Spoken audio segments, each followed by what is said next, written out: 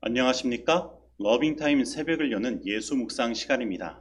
오늘의 예수 묵상 범위는 출애굽기 3장 13절로 22절까지의 말씀입니다. 오늘도 이 말씀 속에서 하루를 살아가는 데 필요한 영적인 힘을 얻게 되기를 간절히 소원합니다.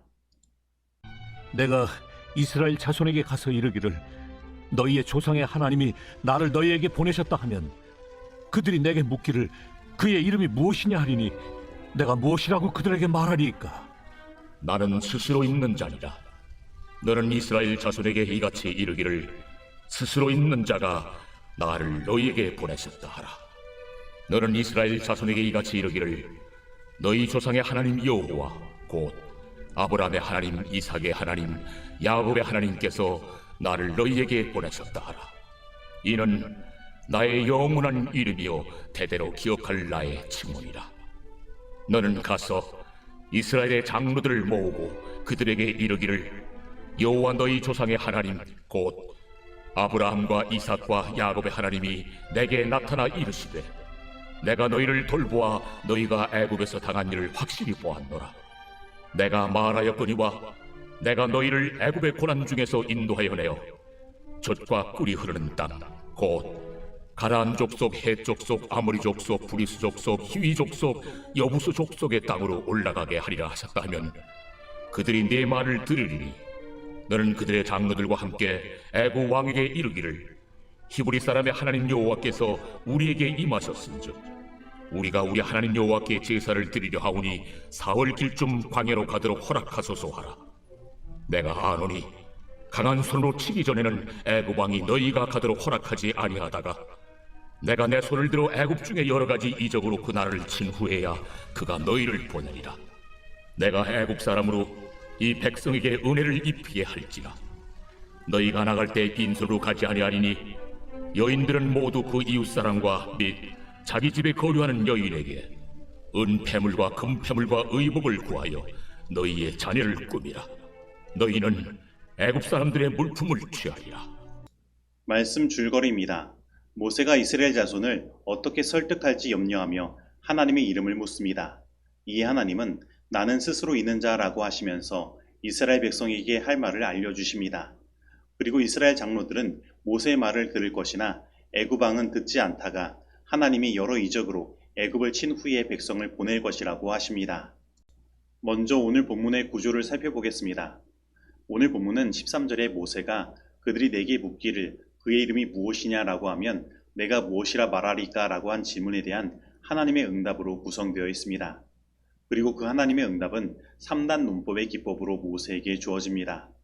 첫째, 14절에서 하나님은 너는 이스라엘 자손에게 이같이 이르기를 스스로 있는 자가 나를 너희에게 보냈다고 하라고 말씀하십니다. 그리고 둘째, 15절에서 하나님은 나를 너희에게 보내신 이는 너희 조상의 하나님, 곧 아브라함의 하나님, 이삭의 하나님, 야곱의 하나님 여호와라고 대답하도록 모세에게 말씀하십니다. 그리고 셋째, 16절로 22절에서 하나님은 너는 가서라고 말씀하시며 모세에게 사명을 주십니다. 그래서 이러한 하나님의 응답하심의 구조를 살펴보았을 때 우리는 하나님의 이름을 밝히시는 그 하나님의 목적이 모세를 애굽에 보내시는 것에 있음을 보게 됩니다. 분명 이 하나님의 이름과 모세의 사명은 서로 연결되어 있는 것입니다. 그리고 이것은 마태복음 28장 19절로 20절에 예수님께서 우리에게 주신 사명을 떠오르게 합니다. 그러므로 너희는 가서 모든 민족을 제자로 삼아 아버지와 아들과 성령의 이름으로 침례를 베풀고 내가 너희에게 분부한 모든 것을 가르쳐 지키게 하라. 볼지어다 내가 세상 끝날까지 너희와 항상 함께 있으리라 하시니라. 이 말씀도 아버지와 아들과 성령의 이름과 너희는 가서라는 사명을 서로 연결하고 있습니다. 그래서 하나님의 이름과 우리의 사명에는 서로 깊은 연관이 있는 것입니다. 그러므로 이 세상 마지막에 하나님의 말씀을 전해야 할 사명을 가진 우리들은 하나님의 이름이 무엇인지 깊이 묵상해야 하며 그 속에서 우리의 사명을 더 굳게 해야 하는 것입니다.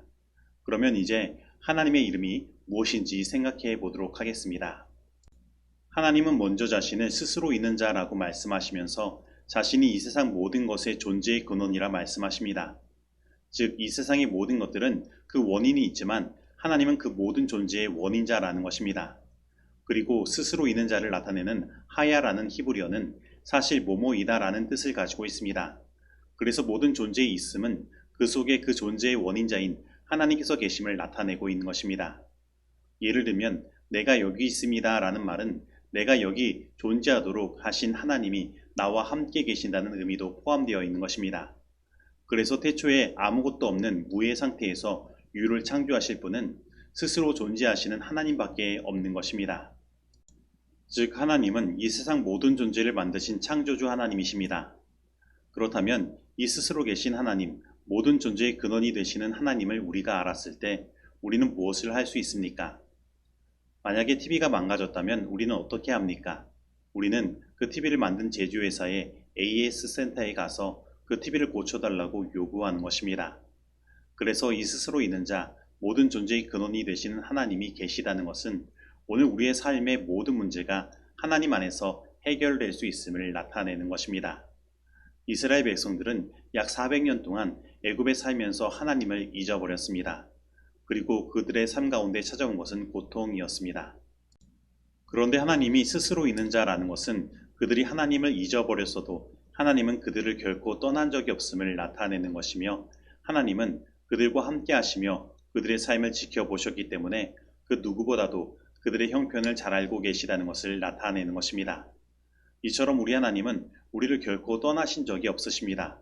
하나님은 우리와 함께 하시는 분이십니다. 그리고 하나님은 나의 모든 형편과 고통을 아시는 것입니다. 바로 하나님은 우리 삶 가운데 들어오셔서 우리를 돌보시는 분이신 것입니다. 그런데 성경은 바로 우리의 삶에 들어오셔서 우리와 함께 계시고 우리의 경험 속에 나타나신 그 하나님을 아브라함과 이삭과 야곱의 하나님이라고 나타내고 있습니다. 그래서 아브라함과 이삭과 야곱의 하나님 여호와는 아브라함이 경험한 하나님, 이삭이 경험한 하나님, 야곱이 경험한 하나님, 즉 인간 세상에서 그들과 함께 하신 하나님을 나타내는 것입니다. 그리고 아브라함과 이삭과 야곱의 하나님은 그들의 각자의 삶 가운데 경험된 하나님을 종합하여 우리들에게 제시하고 있는 것입니다. 그렇다면 아브라함과 이삭과 야곱은 어떠한 하나님을 만났습니까? 그들은 우리 인간과 언약을 행하시는 여호와 하나님을 만난 것입니다. 그리고 그들에게 주어진 언약에는 크게 두 가지 약속이 주어졌는데 하나는 자손의 번성에 대한 약속이며 하나는 약속의 땅에 대한 약속인 것입니다. 그리고 자손의 번성에 대한 약속은 그들이 애굽 땅에서 약 400년을 살면서 그들의 삶 가운데 성취된 것입니다. 그리고 이제 남은 약속은 바로 약속의 땅 가나안, 젖과 꿀이 흐르는 땅이 그들에게 주어지는 것입니다. 그리고 이제 하나님은 그들에게 그 약속을 허락하시기 위하여 그들을 애굽의 고난 중에서 인도하여 내실 것입니다. 그래서 지금 하나님은 호렙산 가시떨기 나무 가운데 임하셔서 모세를 택하여 부르시고 이제 너는 가서라고 말씀하시며 애굽에 있는 이스라엘 장로들에게 전할 말씀과 애굽 왕 바로에게 전할 말씀을 주시는 것입니다. 그리고 이 사명은 이 위대하신 하나님의 이름과 함께 그에게 주어진 것입니다. 그러므로 모세는 하나님의 이름이 그에게 주어졌기에 그 사명을 다해야 하는 것입니다. 하나님의 말씀을 그 백성과 애굽의 왕에게 대언하여 전해야 하는 것입니다. 그런데 이 하나님의 사명을 이루는 일에는 즉시 성공을 거두는 일들도 있지만 실패하는 것처럼 보이는 힘든 일도 있습니다. 즉 이스라엘 장로들에게 하나님의 말씀을 전하면 그들은 즉시 그 말씀을 듣고 모세를 도울 것입니다. 그러나 애굽 왕에게 하나님의 말씀을 전하면 애굽 왕은 그것을 허락하지 않을 것입니다. 하지만 하나님께서 그 사명을 이루어 주시기 위해 하나님의 강한 손으로 역사하실 것입니다. 바로 애굽 중에 임하여 하나님은 여러 가지 이적으로 그 나라를 치시는 것입니다. 그러므로 겉으로 보기에 실패하는 것처럼 보이고 그 사명을 이루는 것이 어려워 보여도 그 성공의 여부는 그 사명을 받은 자가 판단할 것이 아닙니다. 하나님의 사명을 맡은 자가 할 일은 오직 그 하나님께서 자신에게 주신 그 사명을 성실하게 행하는 것입니다. 사명을 이루는 존재는 그 사명자가 아니라 그 사명을 주시는 하나님이신 것입니다. 하나님은 당신의 강한 손으로 이스라엘 백성을 애굽에서 구원해 내실 것입니다. 그런데 하나님의 강한 손은 나중에 성경에서 편팔과 결합되어 하나님의 강한 손과 편팔로 나타나며 그리고 그 후에 손이 떨어져 나가고 팔만 등장하는 것입니다. 그리고 이것은 하나님의 힘과 권능의 상징이며 창조론적, 구속론적 의미를 포함하고 있습니다. 그리고 이 팔은 하나님의 지혜와 연결되면서 하나님의 창조와 구속의 두 재료인 권능과 지혜로 나타나며 사도 바울은 이것을 고린도전서 1장에서 예수님의 십자가와 연결하여 설명하고 있습니다. 즉, 이 하나님의 구속의 역사에는 예수 그리스도의 십자가의 사역이 그 속에 전제로 깔려 있는 것입니다. 바로 예수님의 십자가 없이는 구원함이 없는 것입니다. 그리고 이 하나님의 구원의 역사를 강력하게 이끄는 힘은 예수님의 십자가로부터 나오는 것입니다. 그래서 우리가 예수님의 십자가를 바라볼 때 우리는 우리의 삶 가운데 모든 고통에서 노임을 받을 수 있으며 구원을 얻을 수 있는 것입니다. 그러므로 오늘 이 시간 하나님의 이 강한 손을 의지하고 예수님의 십자가를 바라보게 되기를 바랍니다. 그래서 하나님께서 주시는 참된 구원의 역사를 경험하게 되기를 바랍니다.